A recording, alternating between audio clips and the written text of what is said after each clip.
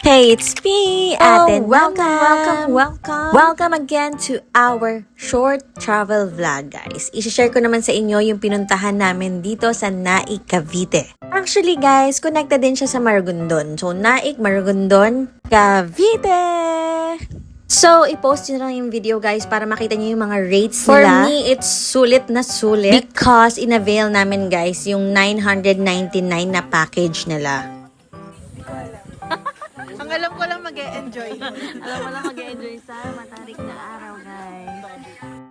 So, yes, guys, matarik talaga yung araw ng mga panahon na pumunta kami dito, guys. Pero hindi mo talaga siya ramdam dahil sobrang lakas ng hangin. Presko lang ba? Presko yung hangin dito, guys. At ang in-avail namin dito ay ang package na 999. Kasama na doon ang zipline, ATV, at saka jeepney zipline, which is ipapakita ko sa inyo later. Tapos, meron pa siya, guys, na ani samgyupsal. So, yun talaga yung pinaka-excited ako, eh. Dahil nga nung pumunta kami dito, guys, hindi pa kami nagla-lunch. Kaya para sa akin, sulit na rin yung 999. At meron din pala sila ditong pa-lantern, guys, yung parang sa Taiwan, yung 100 tapos lilipad. Pero syempre, hindi na namin yun na-try. Kaya tara, guys, samahan nyo kami at tingnan natin kung sulit talaga ang 999 dito sa Paraiso de Gente. Yes, ang haba ng bridge na to, guys. Sobrang haba ng bridge na to at natatakot talaga ako. Pero kitang-kita naman, guys, na matibay talaga siya. Kaya lang mapaglaro kasi dito mga kasama ko. Kaya medyo natakot ako dahil malakas din yung hangin.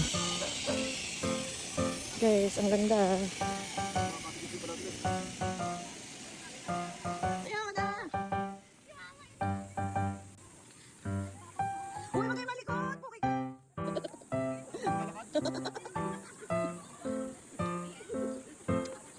Pakain kita dun sa malaking lolong dun.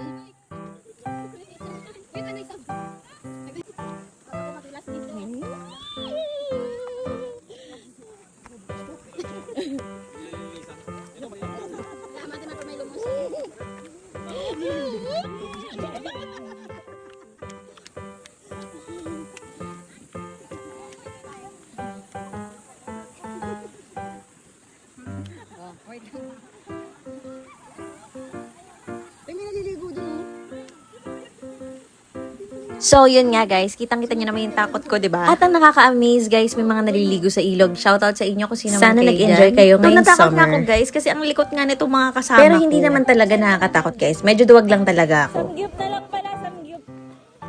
Samgyup na lang.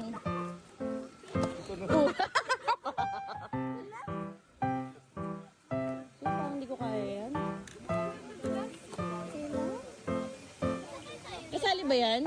Il yan? Ay, hindi pala kasali yan. Yes, thank you, Lord.